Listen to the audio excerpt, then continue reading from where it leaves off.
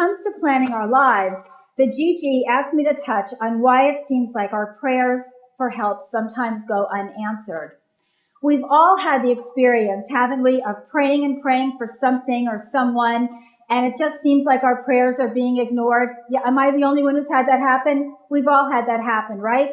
And sometimes when that happens, we become angry. We become angry with God for not helping with specific needs that we've made very clear through prayer.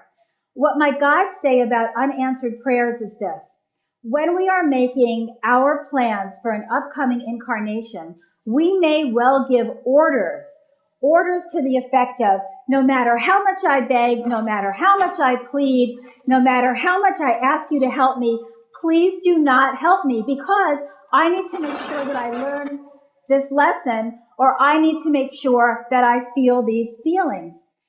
As difficult as this is to swallow, and this is why waking up is sometimes so hard to do, we are the ones who are hands-on when it comes to setting our goals and creating a plan for our lives.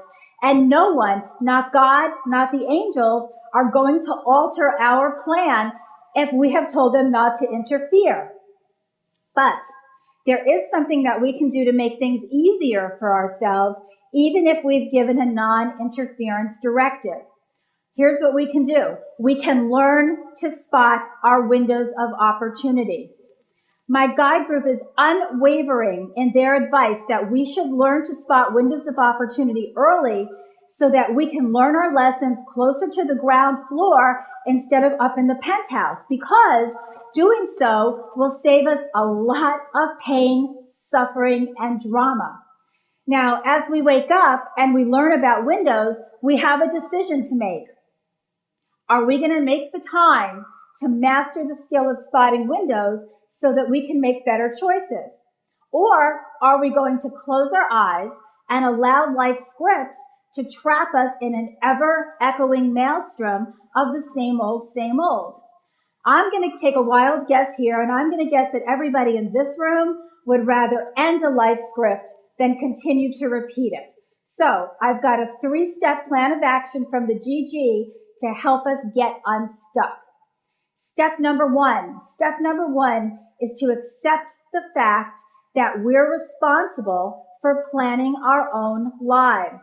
And that means making the choice to move from Poor Me Avenue over to Take Responsibility Court.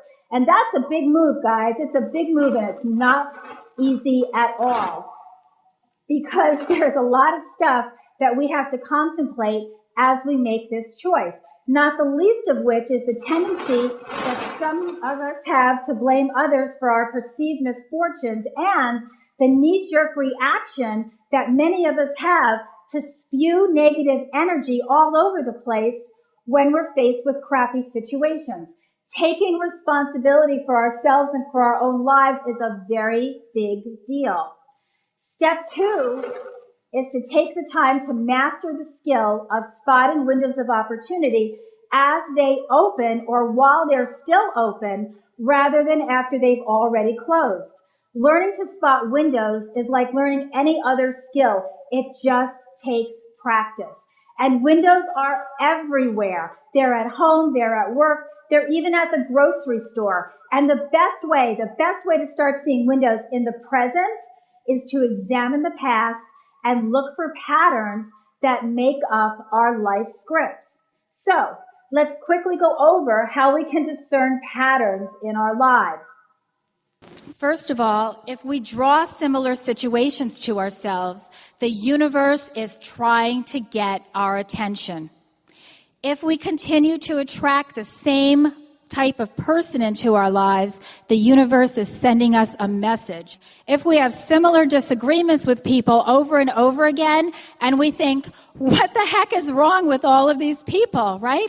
Another way to look at it is that they just might be providing us with a window of opportunity, and maybe we need to pay attention. And another way is this: ask your family and friends. Ask your family and friends, because sometimes the people closest to us, they've noticed patterns and scripts that we overlook. It happens, right? So be brave and ask. And if your family and friends are anything like mine, they'll be happy to tell you. Now, once we discover a pattern or a life script, we can apply this knowledge to what's going on in our lives right now. For instance, is there a similarity between situations that we find ourselves in now or what we've been through in the past? If the answer is yes, then we've discovered a life script and a window.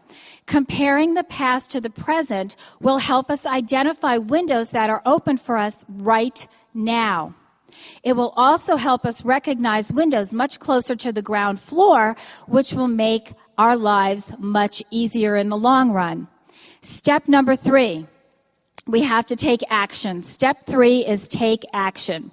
When we recognize an open window, we can draw on how we handled a similar situation in the past, and then we have to do something different this time around.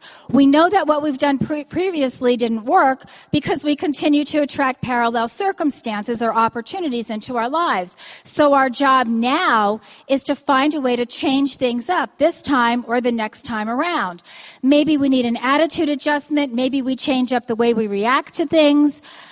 It depends on the situation. It depends on what we've done in the past. But what's called for here is a highly personal plan of action that only we can create for ourselves. No one can do it for us. Now, if we recognize a window after it's already closed, let's not beat ourselves up over it. The first thing that we want to do in this case is to give ourselves a great big congratulatory slap on the back for noticing it at all, because it's a very big deal to notice a window of opportunity. Then look at how you dealt with the situation and figure out now, ahead of time, what to do differently when the next window opens. And when that next window opens, it will be more difficult than the last one, because each time a new window opens, they become increasingly more in our faces and dramatic, so that we do eventually take appropriate action. And that is why learning to spot windows, learning from our experiences, and making a plan of action so that we're ready for that next window just makes good sense. And taking these 3 steps that we just talked about, I'm not going to lie to you, it's hard work. It's emotional work. It's revealing work. But you know what? And I'm going to confess this to you now. I cried my eyes out. I cried my eyes out when I discovered my very first script. And let me tell you something. I would have said that I had absolutely no life scripts. I would be the first one in this room to say, me, life script? No, I have none. But let me tell you, I've had a lot of them. But the first life script that I recognized, it had to do with my ongoing attraction to men who loved to control me. And it was like a lightning bolt just struck me when I realized that I and I alone had the power to undo this and to change my life. And had I only known about windows of opportunity earlier, I might have ended that pattern so much closer to the ground floor. If I had done the work sooner, I could have avoided that last awful relationship where my ex-fiancé just flung me up against a wall and spit in my face. Guys, I could have lived without the spit. Really, I could have. But in retrospect, I have to say, I think that spit helped me wake up. You never know, right? But you know what? Even after I learned about windows and I learned what to do to learn the lesson and move on, I still didn't always recognize the patterns in my life right away, because it takes practice. It takes awareness. And case in point, I still think about a pattern of mine that a friend pointed out to me one day at lunch. It was shortly after I finished the first draft of Windows of Opportunity, and she had just finished looking it over for me. So we're sitting there having lunch, and I'm telling her about all the rude people that I keep running into in the grocery store. They're banging into me with their carts. They're blocking the aisle. They're doing all these things that are just annoying the heck out of me, and I'm sitting there complaining about it. And I will never forget this. She put her fork down. She looked me in the eye, and she said, "Sherri, really? Did you read your own book? What are you doing to attract this behavior?" I mean, what could I say? She was right. She was right. I went into that store expecting people to be rude. And my attitude and my behavior mirrored that. So there was no doubt that there was a lesson for me at Publix, but when I changed my behavior and I started smiling at people instead of scowling at them, lo and behold, my grocery store script went away.